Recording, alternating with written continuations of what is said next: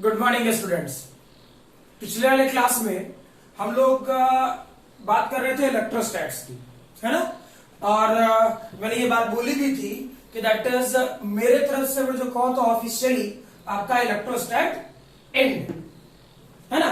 लेकिन meaning chapter के तौर पर जो काउंट करें तो इलेक्ट्रोस्टैट के अंदर ही आता है इलेक्ट्रिक लाइंस ऑफ फोर्सेस और दूसरा गॉसेस लॉ, ठीक है। इवन कैपेसिटर भी इसी के अंदर आता है, यानी इलेक्ट्रोस्टैट के अंदर ही काउंट करते हैं। क्लियर?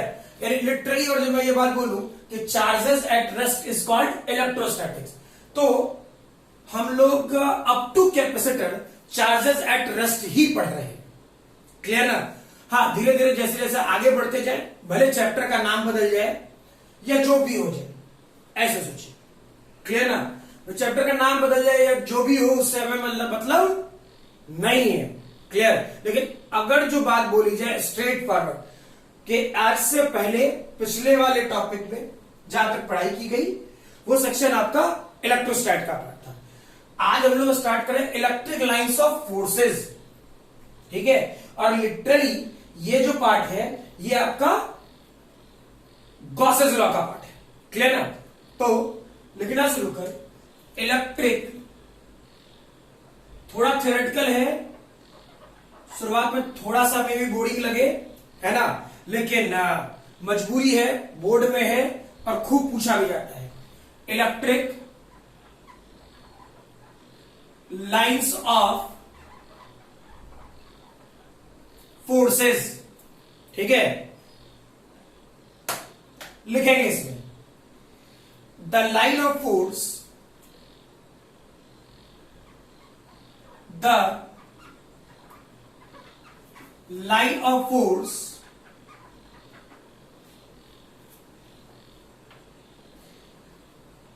या line of force in an, सबसे सही है, in an electric field is an imaginary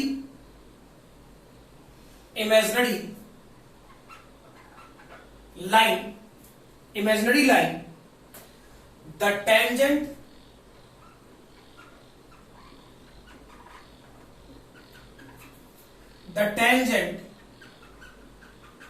to which represents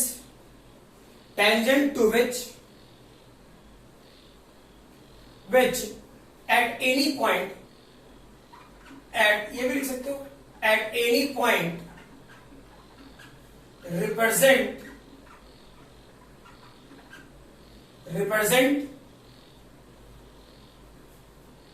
the direction of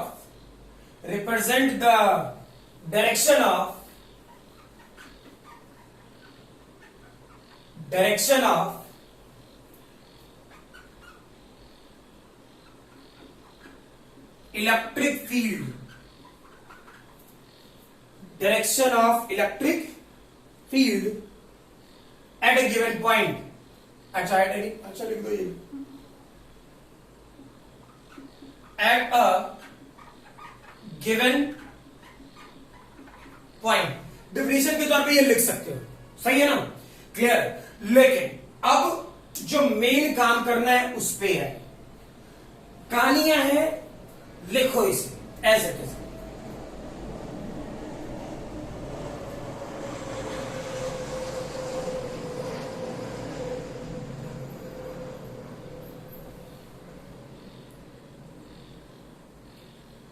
ठीक है, तो कहानी है, लिख सकते हो उसे। क्लियर ना? लेकिन अब इस वाले पोर्शन में जैसे जैसे आप प्रॉपर्टीज इसकी देखते जाओगे ना, इलेक्ट्रिक लाइंस ऑफ फोर्सेस की, क्लियर, वैसे वैसे बातें आपकी अच्छे ढंग से समझ में आती जाएंगी, है ना। मतलब ऐसे ऊपर से, ठीक है, डिफिनेशन का पार्ट है, बोर्ड में लिखना है, 12th बोर्ड के पेपर में लिख लेते हैं यार, कोई फर्क नहीं पड़ता। इसको आप अच्छे से समझो। क्लियर ना? है क्या कि जिसे आप इलेक्ट्रिक फील्ड पढ़ रहे थे, रियलिटी में इलेक्ट्रिक लाइंस ऑफ फोर्सेस वही है। क्लियर? ठीक है। लेकिन अब इसे पकड़ेंगे कैसे, इसे पकड़ेंगे कैसे? तो इस वाले पोर्शन में साथ साथ काम करते जाओ और लिखोगे प्रॉपर्टीज। इसकी प्रॉपर्टीज पे काम करना शुरू करो और पहली प्रॉपर्टी लिखो। बोल के लिखा देता हूं, जल्दी लिख रहे, ठीक है। लिखोगे पहला property, line of force originates from positive charge and terminates at negative charge. Line of force originates from positive charge and terminates at negative charge. First stop. If there is only positive charge,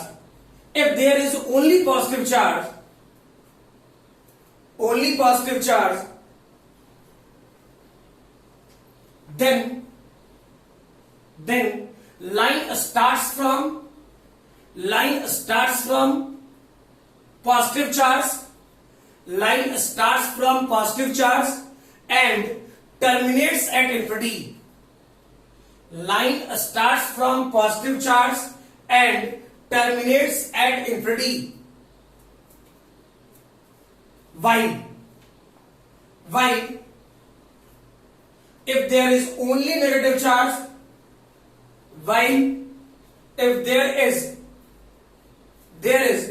only negative charge,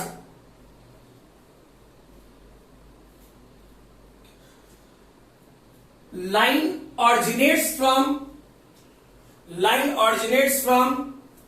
negative charge, line originates from infinity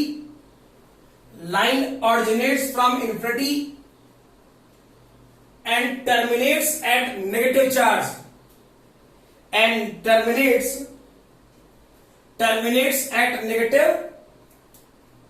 charge ठीक है। अब यहां से कुछ picture clear होगी कि क्या मैं बोलना चाह रहा हूं, ठीक है। ये लिखने वाला पार्ट था, लिख ले, कोई दिक्कत नहीं। चेक करो, मैंने बोला पॉजिटिव चार्ज से इलेक्ट्रिक लाइन्स ऑफ फोर्स कैसे निकलेगा? बाहर की तरफ, यू।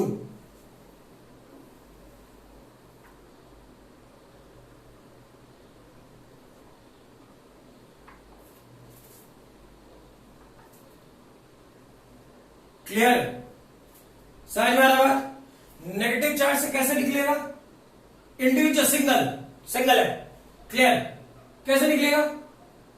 इन्फिनिटी से आ रहा होगा और नेगेटिव पर टर्मिनेट होगा।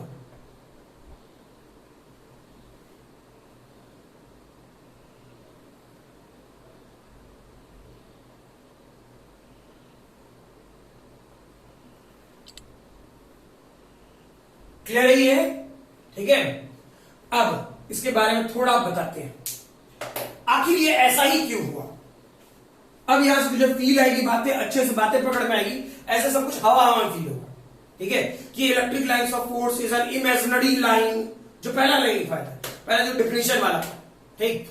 फील करो एक्चुअली में इलेक्ट्रिक लाइन्स ऑफ फोर्स क्या है, ठीक है। जैसे मान लो कि एक एटम है, मॉलिक्यूल लेते हैं NaCl, ठीक है। तो हम लोग पढ़ते होंगे Na+ और Cl-, पढ़ते हैं ना। अगर जब स्ट्रक्चर वाइज सोचे तो हम लोग पढ़ते हैं Na+ Cl-। Na+ कैसे बना है, सोच के बताओ। Na+ बना कैसे? इलेक्ट्रॉन निकला होगा, अरे एटॉमिक ऑर्बिटल सोडियम से एक इलेक्ट्रॉन निकला होगा तो Na+ बना होगा। क्लियर? अब एक बात सोचो, क्या इलेक्ट्रॉन निकलने का कोई स्पेसिफाइड डायरेक्शन था? क्या इलेक्ट्रॉन निकलने का कोई कसम खा के डायरेक्शन कि नहीं हम दाएं जाएंगे, बाएं जाएंगे, ऊपर जाएंगे, नीचे जाएंगे, ऐसा कोई स्पेसिफाइड डायरेक्शन है इलेक्ट्रॉन को निकलने का? क्लियर? वैसे ही क्या क्लोरीन में Cl- आया तो क्यों आया? Na से एक इलेक्ट्रॉन निकला, ठीक है, और Cl पे जाके डिपोजिट हो गया। यही ना, ठीक है। रेस्ट काम आप केमिस्ट्री में पढ़ते हो, मैं केमिस्ट्री के पीछे ना जाऊं, एक स्ट्रेट फॉरवर्ड बात डायरेक्टली, क्या इलेक्ट्रॉन के डिपॉजिट होने की टेंडेंसी क्लोरीन में कोई स्पेसिफाइड पाथ है? किसी को पता है कि नहीं इधर से ही जाएगा? ना केमिस्ट्री वाले लोग बोलेंगे ये बात, ना फिजिक्स का मास्टर बोलेगा, हम तो बोलेंगे नहीं कभी। क्लियर? वो लोग भले बोल भी दे कुछ कुछ, मैं तो कभी ना बोलने वाला। चेक करो क्या है। याद कर रहा हूं, मैंने बात बोला था 11th में भी कि कभी ट्रेन से सफर किए होगे रात में, क्लियर, रात में सफर किए और वो पीला वाला बल्ब, ठीक, तो पीला वाला बल्ब से लाइट सोर्स अंधेरे में कैसा स्प्रेड करता है? यू, चारों ओर, ऐसे ही तो। क्लियर? एक्चुअली में इलेक्ट्रिक लाइंस ऑफ फोर्स, लोग इसके डेफिनेशन को इस ढंग से बोलते नहीं, लिखवाते नहीं, ठीक, लेकिन सोच तो सकते हैं। किताबी लैंग्वेज तो ठीक है, जहां है वो मजबूरी है, एग्जाम वाले लोग वही समझते हैं बोर्ड वाले, लेकिन अपनी बुद्धि तो है, अपना बुद्धि तो खोले। एक्चुअली में ये होना चाहिए मैक्सिमम, या ऐसा सोचो, मैक्सिमम पॉसिबल पाथ। क्लियर? मैंने बोला maximum possible path traversed by the electron emerging from the atom. Clear? Maximum possible path of electron emerging from the atom या डिपोजिट टू द एटम। क्या जो बोले क्लियर है?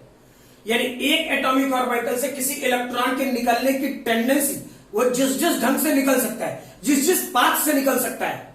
क्लियर? टेंडेंसी एग्जैक्ट नहीं है, tendency इधर से निकल सकता है, इधर से निकल सकता है, ऊपर दाएं बाएं किसी डायरेक्शन से निकल सकता है। क्लियर है? तो maximum possibility of path travelled by the electron is called electric lines of forces. क्या जो बोले क्लियर है? समझ में आ रहा? सिमिलर, नेगेटिव में चेंज कर ले। डिपॉजिट, मैंने बोला emerging out from the atom, deposit करा ले यार, कौन सी बड़ी बात है? यानी एक जगह से निकले इलेक्ट्रॉन दूसरी जगह डिपॉजिट है। क्लियर? तो ये इंडिविजुअल पॉजिटिव चार्ज, ठीक है, और ये individual single negative charge. Clear language? ठीक है, इलेक्ट्रिक लाइंस ऑफ फोर्स समझ में आया? फिर से बोलना पड़े, इलेक्ट्रॉन एक एटॉमिक ऑर्बिटल से मैक्सिमम पाथ, उसका टेंडेंसी ऑफ मैक्सिमम पाथ निकलने की जितनी सारी टेंडेंसीज हो सकती है, वो जो जो पाथ फॉलो कर सकता है, ठीक है। और यही बोल रहा हूं, वो कोई स्पेसिफाइड डायरेक्शन फॉलो नहीं कर सकता, तब तक नहीं कर सकता जब तक कि उसमें पोटेंशियल डिफरेंस ना क्रिएट हो। सही है ना? कोई गलत बात तो नहीं कर रहे। चेक कर लो, करंट क्या बोलता था? Current V equal to I R. V क्या है? पोटेंशियल डिफरेंस, पढ़ा है ना? क्लियर? और करंट को आप क्या पढ़ते हो? फ्लो ऑफ चार्ज या rate flow of charge. Current का डेफिनेशन तो यही है ना, ठीक है, कि चार्ज का फ्लो करेगा तो करंट होगा। तो चार्ज का फ्लो कब करेगा? जब पोटेंशियल डिफरेंस होगा, ठीक है। और पोटेंशियल डिफरेंस होगा यानी कि एक प्लेट पॉजिटिव दूसरा प्लेट नेगेटिव, तो एक डायरेक्शन में तब। अदरवाइज कोई गारंटी नहीं है कि एक पर्टिकुलर एटॉमिक ऑर्बिटल से निकलने वाला इलेक्ट्रॉन का कोई स्पेसिफाइड डायरेक्शन होगा। वो जो मैक्सिमम पॉसिबल पाथ फॉलो कर सकता है, जो फॉलो कर सकता है, वही उसका इलेक्ट्रिक लाइंस ऑफ फोर्सेस होगा। क्या जो बोले क्लियर है? पक्का ना? चलो इसे फटाफट लिख लो, वीडियो पॉज करके लिख लिया होगा, चेक कर। नेक्स्ट क्या था कि फॉर एग्जाम्पल दो एक पॉजिटिव चार्ज सोचे, ये बना लेना साथ साथ फिगर, और एक नेगेटिव चार्ज, दोनों नजदीक नजदीक करते हैं। क्लियर? तो मीनिंग क्या है? पॉजिटिव चार्ज से इलेक्ट्रॉन निकलेगा और नेगेटिव पर डिपॉजिट होगा, ऐसे। यू टेंडेंसी सोचो, टेंडेंसी।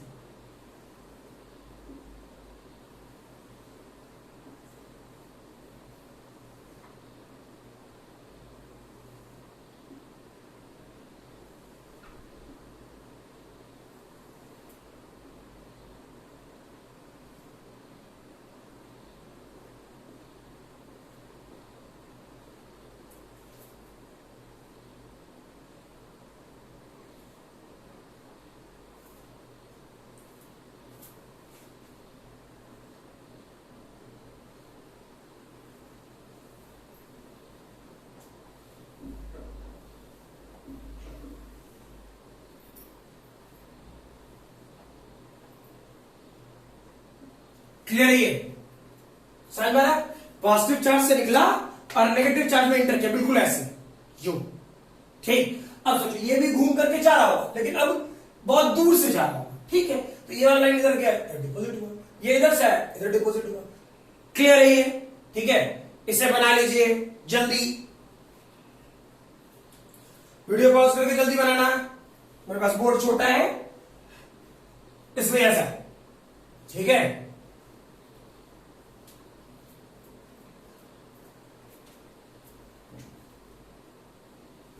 हो गया क्या? नेक्स्ट में कहो, एक और एग्जांपल के तौर पे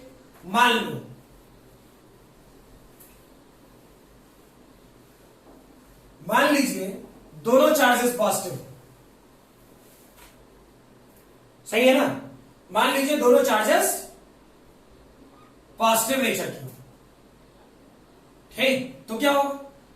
इससे तो इलेक्ट्रॉन बाहर निकलेगा, आई से। अब सोचो, बिल्कुल सोचना, तब क्लियर होगी बात। अच्छा, क्या पॉजिटिव चार्ज रिपेल करेगा? क्या पॉजिटिव चार्ज रिपेल करेगा? तो क्या उसका इलेक्ट्रिक लाइंस ऑफ फोर्सेस भी एक दूसरे को रिपेल करना चाहिए? हा ना?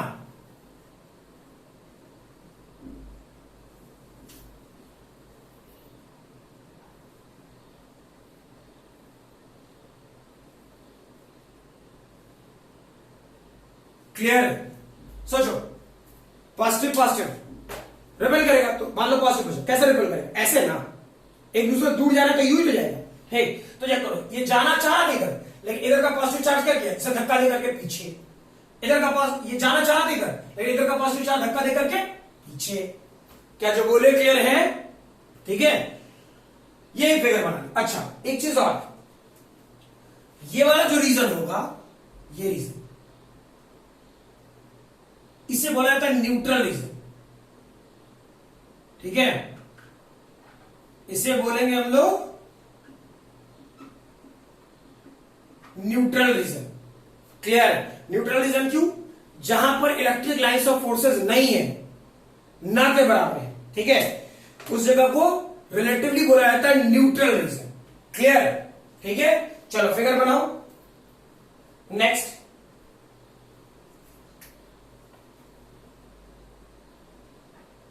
दूसरा point, two electric lines of forces, lines of forces never intersect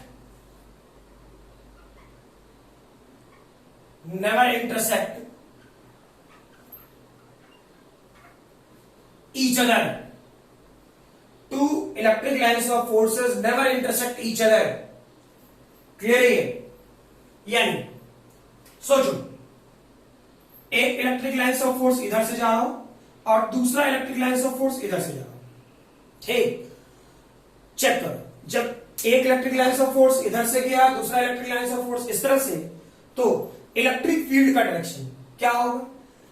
electric field का डायरेक्शन मैंने क्या बोला था? इलेक्ट्रिक लाइंस ऑफ फोर्स पे टेंजेंट जो डालोगे, जो टेंजेंट डाल रहे होगे, वही इलेक्ट्रिक लाइंस ऑफ सॉरी उस पॉइंट पे इलेक्ट्रिक फील्ड का डायरेक्शन वही होगा। जिस जगह पर आप टेंजेंट डालोगे कर्व पर, वही इलेक्ट्रिक फील्ड का डायरेक्शन होगा। तो चेक कर, यहां दिख रहा है कट करता होगा, फील करो, यहां का टेंजेंट कैसा होगा? ऐसा, समझ में? आज वैसे ही चेक करो, यहां का टेंजेंट क्या होगा मेरे भाई? इस वाले पोर्शन का फील करने के लिए इसे अलग फिगर बना दो। यहां का टेंजेंट कैसा होगा? ऐसा। चेक करो, दोनों इलेक्ट्रिक फील्ड का डायरेक्शन क्या अपोजिट है, मैग्नीट्यूड बराबर भी हो, हमको लेना देना नहीं है। समझ में आई बात? कि मैग्नीट्यूड बराबर भी हो जाए तो हमको लेना देना नहीं है। क्लियर? अरे डायरेक्शन तो बदल गया, एक ही पॉइंट पे इलेक्ट्रिक फील्ड का दो डायरेक्शन दिख रहे हैं, यानी अगर जो मुझे निकालना भी होगा तो इसका नेट इलेक्ट्रिक फील्ड निकालेंगे। अरे वेक्टर क्वांटिटी है तो हम लोग, और जो निकालना भी होगा तो हम लोग नेट इलेक्ट्रिक फील्ड निकालेंगे, यानी root over E1 square plus E2 square plus 2 E1 E2 cos theta. हाँ ना? क्लियर है? वेक्टर फॉर्मेट में जोड़ेंगे। क्लियर? तो इसलिए बोला जाता है कि electric lines of forces never intersect each other. चल नेक्स्ट लिख लेना दूसरा point.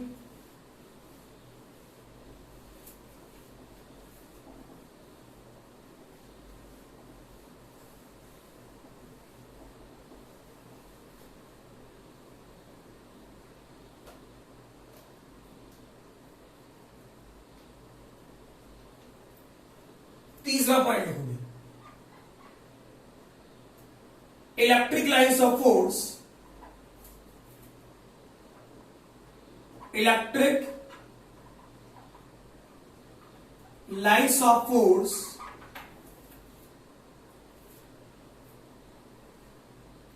does not, electric lines of force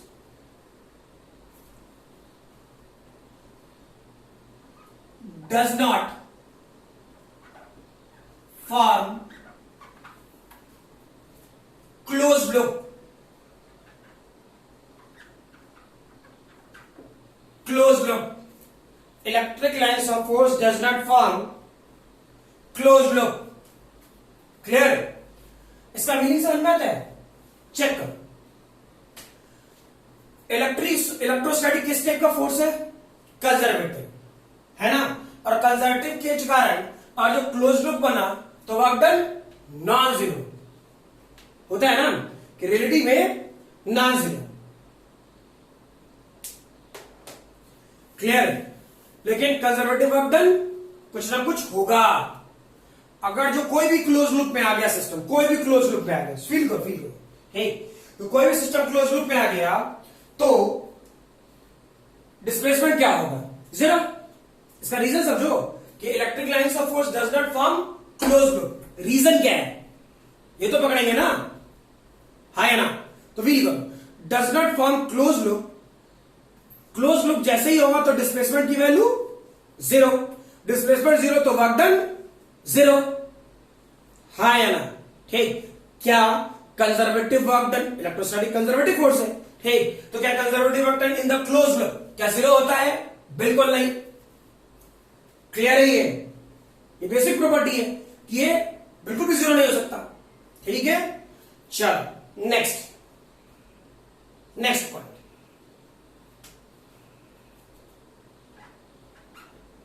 सीधा लिखा है, number of lines directly proportional to charge q. Clear? ये नहीं, number of lines directly proportional to charge q. यानी अगर जो ऐसा बोला जाए, डायरेक्टली बोल रहा हूं, समझ में आना चाहिए, ठीक, कि मान लीजिए कि एक कूलम चार्ज के कारण किसी पॉइंट पे 10 इलेक्ट्रिक लाइंस ऑफ फोर्सेस है। क्लियर? लिखना नहीं चाहिए ऐसे मुझे, लेकिन फिर भी लिख दे रहा हूं। एक कूलम चार्ज के कारण, लैंग्वेज समझ लेना अपना, के कारण 10 इलेक्ट्रिक लाइंस ऑफ फोर्सेस हैं।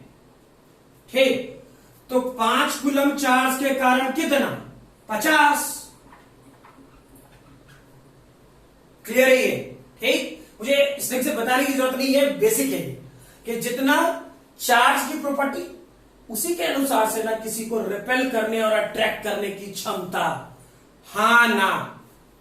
सोचो, अरे जिसका जितना बड़ा मैग्नीट्यूड, ठीक है, उसके अनुसार से वो क्या सोचेगा कि हम उतना फोर्स लगाए या उतना फोर्स से उसे पकड़ के खींचे, या तो धक्का दिया खींचे। क्लियर ना? ठीक है, तो जितना बड़ा चार्ज उसके चलते इलेक्ट्रिक लाइंस ऑफ फोर्स भी उतनी ज्यादा, डायरेक्टली प्रोपोर्शनल। ठीक है, इसलिए सिर्फ पहला वाला ही लिखना, कोई जरूरत नहीं है दूसरा वाला नहीं लिखने की। अब समझो नेक्स्ट पॉइंट। ठीक है, 5वां क्या कर रहे होते? फील करते हैं। मान लो कोई इलेक्ट्रिक लाइंस ऑफ फोर्स ऐसा है, यू,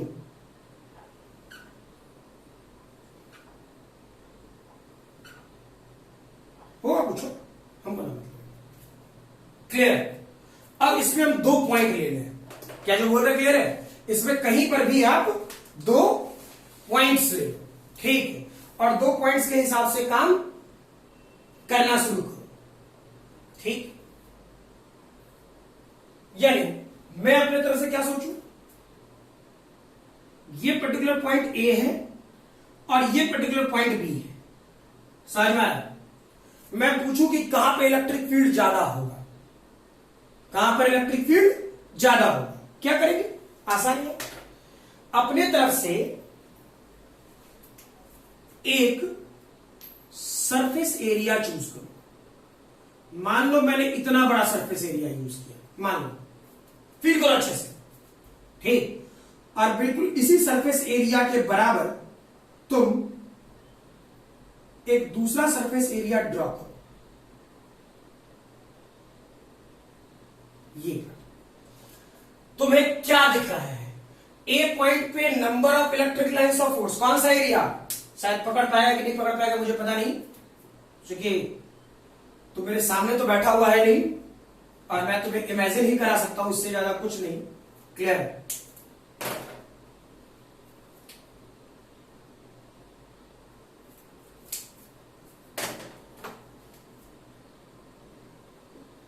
ठीक है, कौन सा सरफेस एरिया? इस सरफेस एरिया से, इस सरफेस एरिया से बता, जो मैंने रेड वाला बनाया है, किससे में इलेक्ट्रिक लाइंस ऑफ फोर्स ज्यादा क्रॉस कर रहा है? किससे इलेक्ट्रिक लाइंस ऑफ फोर्स ज्यादा क्रॉस कर रहा है, ए पॉइंट या बी पॉइंट? ठीक, तो मुझे देखिए, तो मुझे तो फील हो रहा है ए पॉइंट पे, तो जहां पे इलेक्ट्रिक लाइंस ऑफ फोर्स ज्यादा क्रॉस करेगा, इलेक्ट्रिक फील्ड भी वहीं ज्यादा होगी। क्या जो बोले क्लियर है? पक्का कि जिस जगह पर इलेक्ट्रिक फील्ड लाइंस ज्यादा क्रॉस करेगा, इलेक्ट्रिक लाइंस ऑफ फोर्स वहीं पर, सॉरी, इलेक्ट्रिक फील्ड वहीं ज्यादा होगा। क्लियर? लिख लें इसे,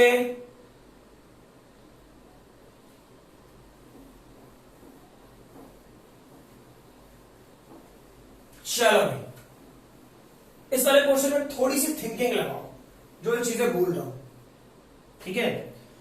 फॉर एग्जाम्पल, यहां पे मैं कोई क्यू चार्ज रखूं, ठीक है, और यहां पे एक न्यूट्रल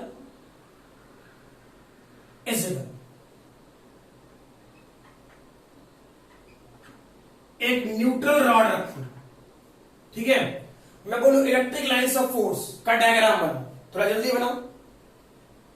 मैं ये बोलूं कि इलेक्ट्रिक लाइंस ऑफ फोर्स का डायग्राम बनाओ, थोड़ा जल्दी।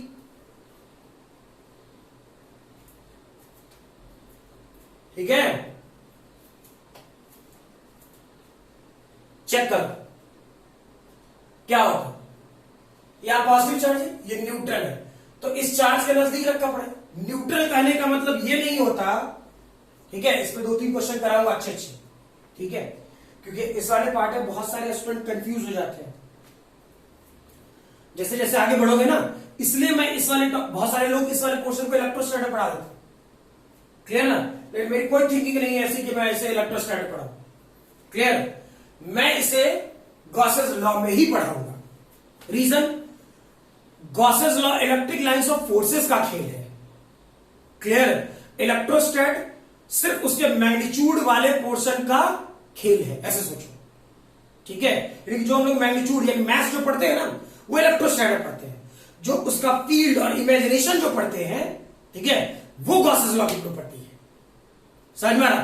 तो ये इसके 4 पॉइंट्स, 5 पॉइंट जो दिमाग में रखना है, ठीक है? क्लियर? और जैसे जैसे आगे बढ़ते जाएंगे, इसको फील कराऊंगा अच्छे से, टेंशन ना ले। क्लियर? और इससे क्वेश्चन शायद डायरेक्टली इनडायरेक्टली हर साल है, शायद सभी एग्जामिनेशन में। समझ में आ रहा? सभी एग्जामिनेशन में एक क्वेश्चन शायद हर साल है, ठीक? इस इलेक्ट्रिक लाइंस ऑफ फोर्सेस से, इसलिए इसे थोड़ा अच्छे से सोचना, और इसलिए मैंने ये चैप्टर ही सेपरेट कर दिया, ठीक है? फिर बोल रहा हूं, बहुत सारे लोग इलेक्ट्रोस्टैटिक पढ़ाएंगे, बहुत सारे लोग गॉसेस लॉ में पढ़ाएंगे, जिसको ये समझ में आता है कि Gauss's law electric lines of forces का खेल है, ना कि इलेक्ट्रिक फील्ड के मैग्नीट्यूड का। अरे मैथ्स निकालेंगे तो डेटा तो वही आएगा, वो हमको ही पता है, लेकिन field electric lines of forces का जो फील्ड है वो कैसे आए, वो तो करना पड़ेगा ना, वो तो सीखना पड़ेगा। ठीक है, वही सीखते। चलो देखो, ये पॉजिटिव चार्ज है, ये न्यूट्रल है। न्यूट्रल कहने का मतलब ये बिल्कुल नहीं होता कि उसमें चार्ज नहीं है, सही है ना। न्यूट्रल कहने का मतलब ये बिल्कुल नहीं होता कि उसमें चार्ज नहीं है, उसमें चार्ज है। ठीक है, क्या है चेक करें। ये पॉजिटिव, बाय इंडक्शन यहां क्या डेवलप होता, नेगेटिव। यहां क्या डेवलप होता, पॉजिटिव। क्लियर। अगर जो भूल गया है, क्लियर, अगर जो आप लोग भूल गए हैं, तो जिस दिन मैंने इलेक्ट्रोस्टैट का पहला क्लास लिया था, जिसे मैंने बताया था चार्ज प्रोड्यूस किसके किसके कारण होता है, फ्रिक्शन के कारण, दूसरा कंडक्शन के कारण, तीसरा इंडक्शन के कारण। ठीक है, तो मैंने अभी कौन सी प्रॉपर्टी लगाई है, सोच के बताओ कौन सी प्रॉपर्टी है भाई। क्या रियल कांटेक्ट में है, नहीं। क्लियर, तो ये कौन सा हुआ, कंडक्शन रियल कांटेक्ट की प्रॉपर्टी थी, इंडक्शन बिना कांटेक्ट की। क्लियर ना, इंडक्शन बिना कांटेक्ट के। चलो फील करो पॉजिटिव चार्ज, पॉजिटिव चार्ज से इलेक्ट्रिक लाइन्स ऑफ फोर्स निकलेगा, टर्मिनेट होगा, यहां निकलेगा, टर्मिनेट होगा, निकलेगा, टर्मिनेट होगा, निकलेगा, टर्मिनेट होगा, निकलेगा, टर्मिनेट होगा। ठीक है, निकलेगा, टर्मिनेट होगा, निकलेगा, टर्मिनेट होगा, निकलेगा, टर्मिनेट होगा। समझ में आ रही बात। ठीक है, फर्दर जा रहा होगा, फर्दर जा रहा होगा, इधर इधर इधर इधर इधर इधर बाहर की तरफ। क्या यही होगा या और कुछ होगा, सोचो। बहुत सारे लोग पकड़ पाते हो नहीं पकड़ पाते हो, इसी का खेल है, मैं बार बार कह रहा हूं। ठीक है, क्या होगा, अरे भाई ये इस प्लेट के इधर के सरफेस की कहानी आई, इधर का तो पूरा बचा पड़ा है, इधर इलेक्ट्रिक लाइन्स ऑफ फोर्स ऐसे जाएगा पॉजिटिव से इन्फिनिटी की तरफ, हा ना। क्लियर है ये, चलो लिख लो।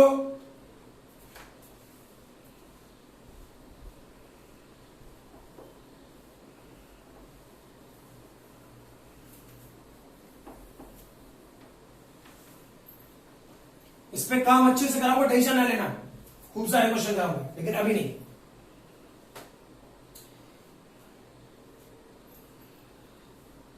नेक्स्ट लिखे आप लोग,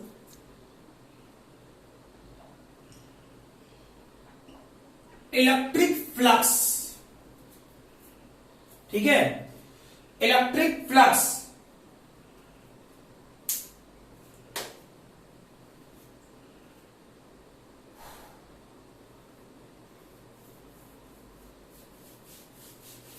चेक करो क्या होगा। इसमें मैं उतना डिफिनेशन लगाने के चक्कर में नहीं हूं, किताबी लैंग्वेजेस है वो सब कर सकते हो आप लोग।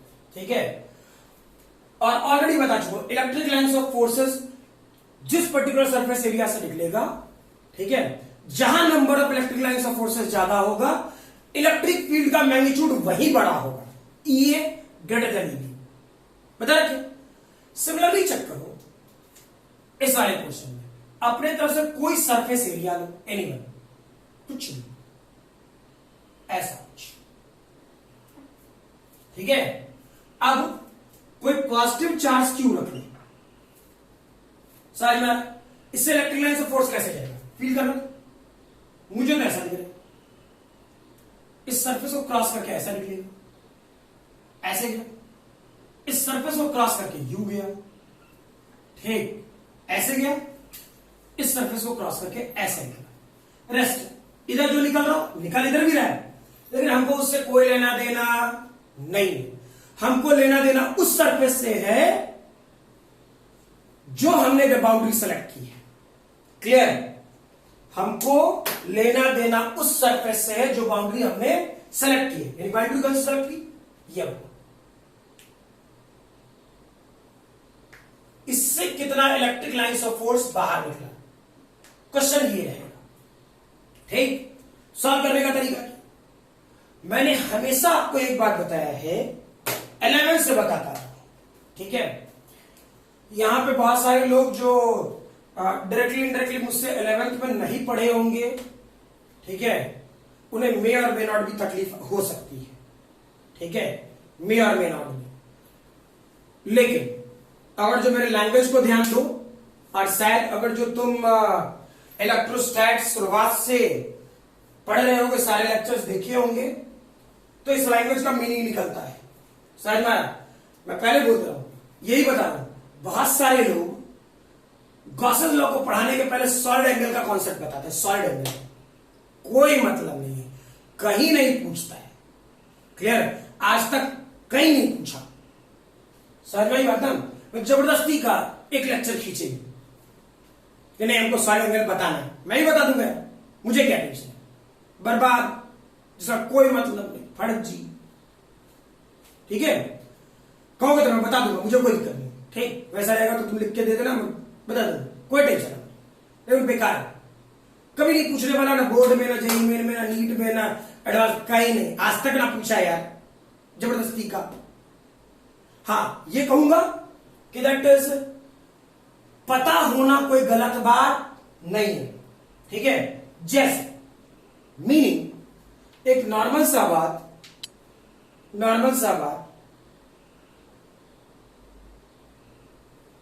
एक सेकंड बताता हूं।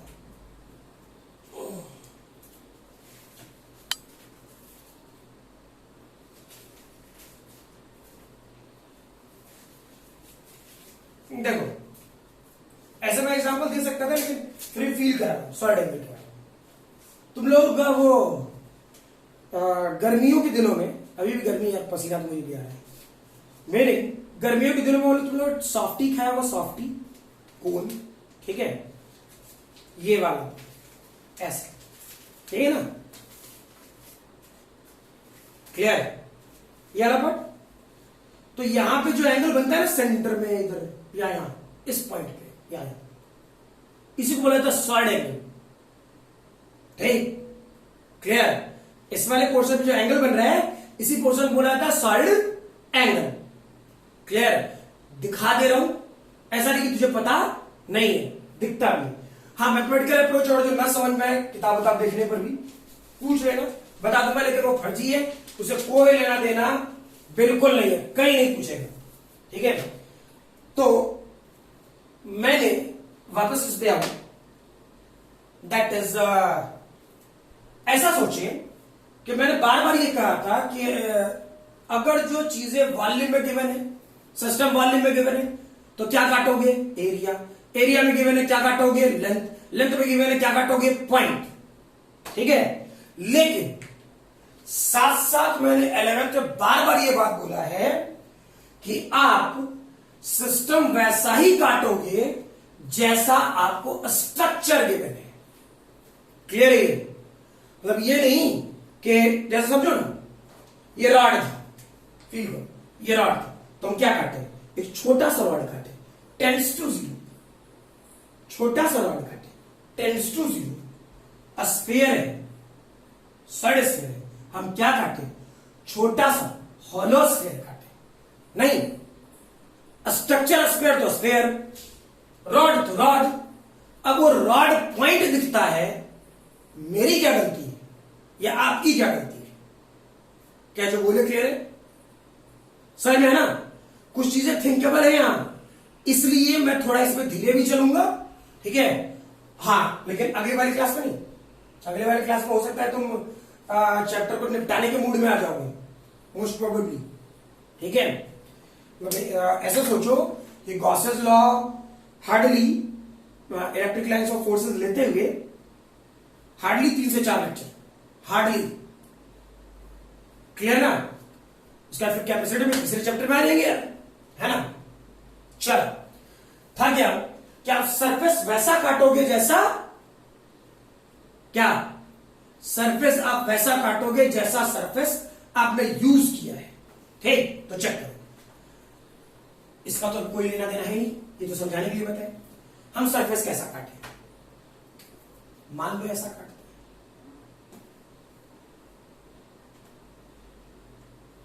अपनी मर्जी, ये मैंने सरफेस एरिया लिया। इलेक्ट्रिक फील्ड का डायरेक्शन किधर? इधर, है ना। और इस सरफेस एरिया का डायरेक्शन इस तरफ, मान लेते हैं एरिया वेक्टर डीए, क्लियर। और इस दोनों के बीच का एंगल मान लीजिए थीटा, सॉरी फाइव दिया, कोई बात, थीटा थीटा। तो एरिया वेक्टर और इलेक्ट्रिक फील्ड का डायरेक्शन एंगल थीटा, तो फ्लक्स क्या हो? छोटा सा एरिया तो फ्लक्स भी छोटा सा, छोटा सा एरिया तो फ्लक्स भी छोटा सा, यानी d phi flux due to electric field, इसलिए यहां ई लिखो। जब मैग्नेटिक फील्ड का फ्लक्स पड़ेगा तो इसे बी लिखेगा। और ये डेटा क्या होता है? ई डॉट डी ए, यानी इसे क्या ले सकते हो? E D A cos theta. Clear है ये?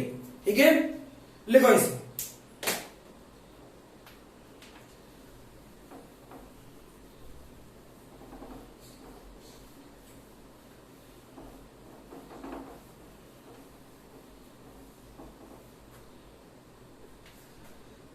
जैसे जैसे आगे बढ़ते जाओगे वैसे वैसे बातें क्लियर होगी, ठीक है, क्लियर।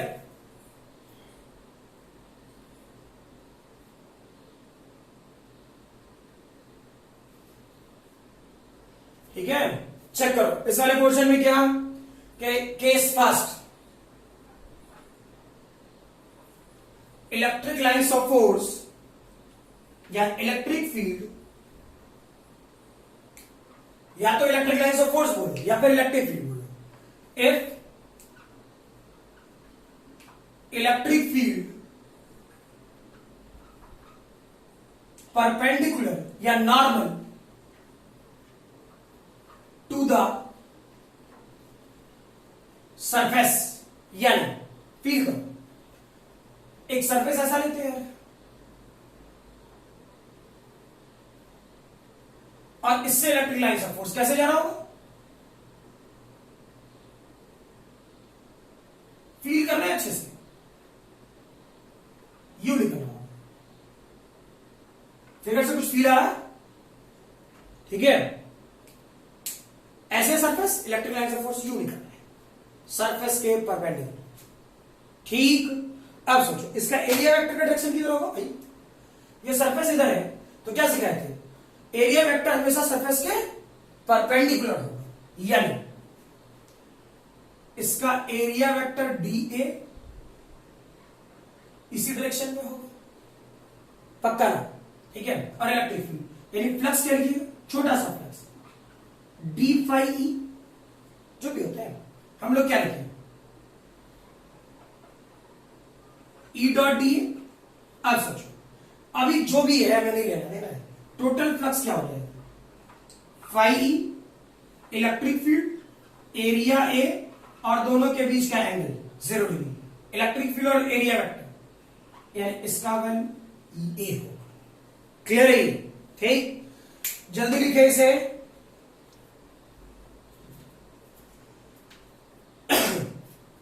ठीक है, next case 2,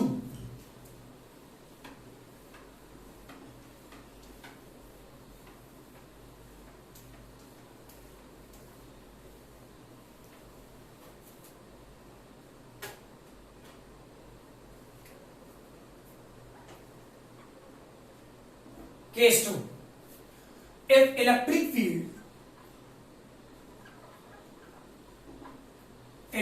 field parallel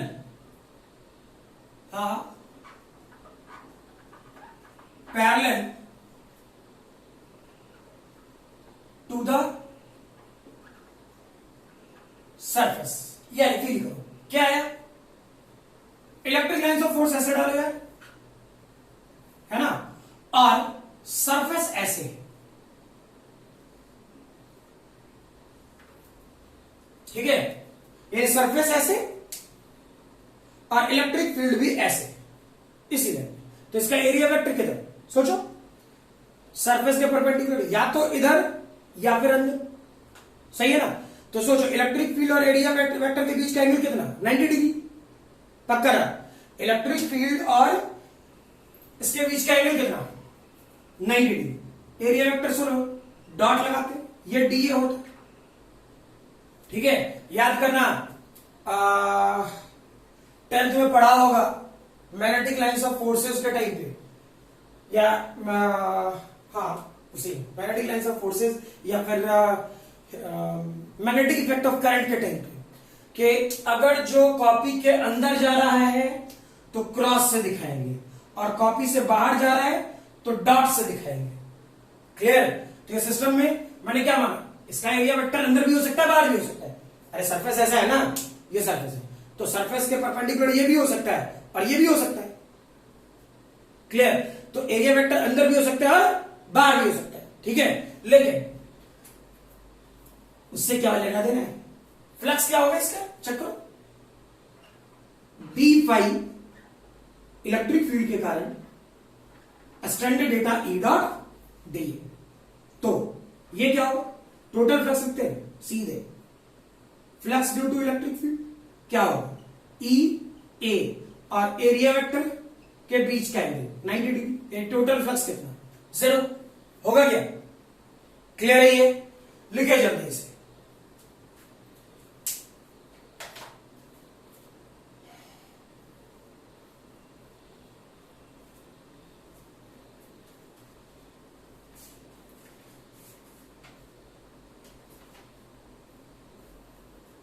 clear है ये, चलो भाई इसे अच्छे से लिख लो। आज वाले क्लास में थ्योरी ही चला लगभग, है ना। अगले क्लास में कराऊं, और ये सब कुछ ध्यान रखना है। मैं पहले बोल रहा हूं कि मैंने थ्योरी अलग कर दी, अगले क्लास में बहुत अच्छे से ध्यान रखना, ठीक है, कि इलेक्ट्रिक फ्लक्स गॉसेस लॉ में क्या क्या काम करना है, ठीक है। गॉसेस लॉ तो मैंने अभी शुरू किया नहीं है, लेकिन इस वाले पार्ट में सोच समझ के काम कर लेना। एक बार जो ही बोलो थ्योरी में इत्मीनान से पढ़ लेना, ठीक है। अगले क्लास में जब न्यूमेरिकल्स पे काम करना शुरू करें तो फील अच्छा रहेगा, थोड़ा फ्रेश दिमाग होगा। क्लियर ना, चलो।